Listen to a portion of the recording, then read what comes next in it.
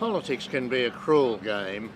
It's a great irony that just as Labor's prospects for the next election have been firmly and irrevocably written off by just about everybody, Julia Gillard scores her greatest triumph as Prime Minister.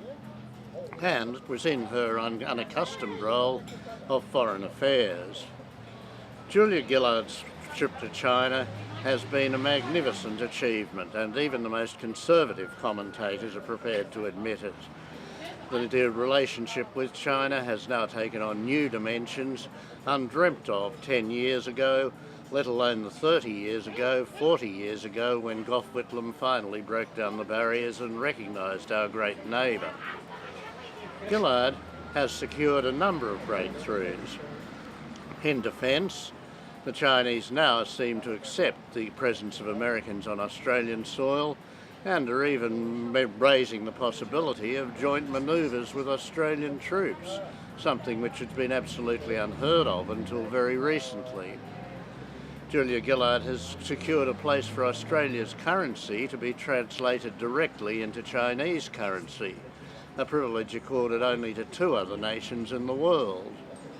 And she has ironed out a lot of the problems Chinese have had in investment in Australia, and opened up the way for great cooperation on climate change technology, with the news that China is about to institute a nationwide emissions trading scheme. The timing could not have been better. But most of all, she's secured a privilege we know practically unheard of for a Western world: yearly high-level, top-level talks between Chinese and Australian ministers. Only a handful of other nations have this privilege, and Australia joins the very lucky few. So, it's a great breakthrough, a great win. And Gough Whitlam, I think, would be proud, since he was the one who made the initial breakthroughs way back in 1972. Of course, that didn't all go smoothly. When Gough Whitlam was in China, the then Prime Minister Billy McMahon derided him, said he'd been played for a sucker. He'd been played like a trout by the Chinese Premier Zhou Enlai. Like a fisherman plays a trout, McMahon kept repeating.